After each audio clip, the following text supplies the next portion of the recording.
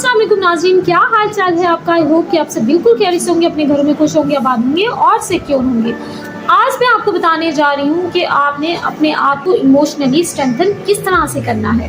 Basically emotionally strengthen का मतलब ये नहीं होता कि आपको उससे दूर भागना है, यानी अगर कोई डिफ़िकल्ट सिचुएशन आ जाती है उससे दूर भागना है, बल्कि आपको ये जानना ज़रूरी है कि आपको उसको किस तरह से डील करना है। सबसे पहली चीज़ ये होती है कि आपने जो है अपनी अटेंशन को कंट्रोल करना है, ना कि अपनी इमोशंस को।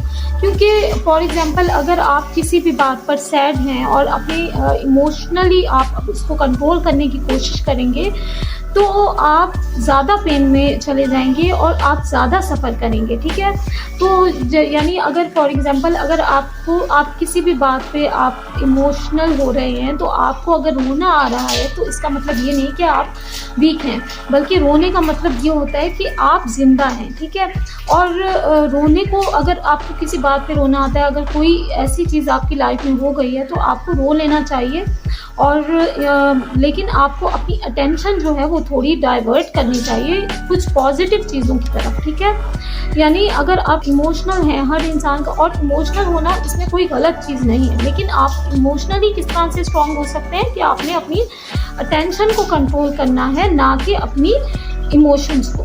एक और बात जो होती है कि आप अपने आप को इमोशनली स्ट्रेंथन किस तरह से कर सकते हैं, तो उसमें ये होता है कि आपने खुद से बात करनी है, सेल्फ टॉक करनी है। ठीक है, उसमें ये होता है कि आपने कोई भी नेगेटिव बात नहीं करनी जब आप इमोशनल होते हैं। और अगर अपने आप से नेगेटिव बात करें, यानी कि मेरे साथ ही बुरा हो रहा है और मेरे साथ ही हमेशा बुरा होता है, तो ये आपके लिए जो है बहुत गलत होगा। ठीक है, भले आप इमोशनल हैं, लेकिन आपने जो अपने आप से सेल्फ टॉक करनी है वो पॉजिटिवली करनी है। ठीक है, अपने आप को जो है वो मोटिवेट करना है और जो है इमोशनली अपने आप को स्ट्रेंथन करना है।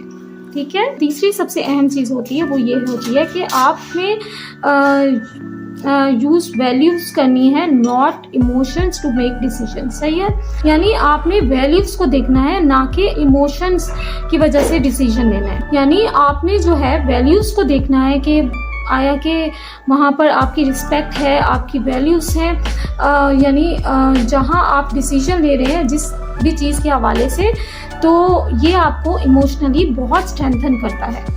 आपने जो है वो हेल्दी बाउंड्रीज जो है वो अपनी सेट करनी है, ताकि आप जो है वो इमोशनली जो है वो स्ट्रेंथन हो जाए। यानी फॉर एग्जांपल आपने जो है वो यानी हेल्दी बाउंड्रीज मीन्स कि आप कभी कभी इमोशनली जो होते हैं बहुत ज़्यादा वीक हो चुके होते हैं, लेकिन कुछ लोग आपसे बहुत ही कोई ज़्यादा बुरा बिहेव कर सकते हैं या कुछ इस तरह की चीज़ें कर सकते हैं। भले आप इमोशनली वीक हुए हैं, लेकिन आपने एक हेल्दी बाउंड्री ज़रूर अपनी सेट करनी है, ताकि कोई भी आपको कोई भी नुकसान ना पहुंचा सके।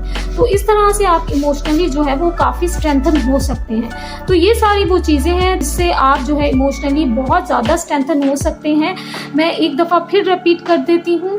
नंबर 1 पर आता है control your attention not your emotions. Number 2 पर आता है सेल्फ टॉक। नंबर 3 पर आता है use value not feeling to make decisions. Number 4 पर आता है set and enforce healthy boundaries.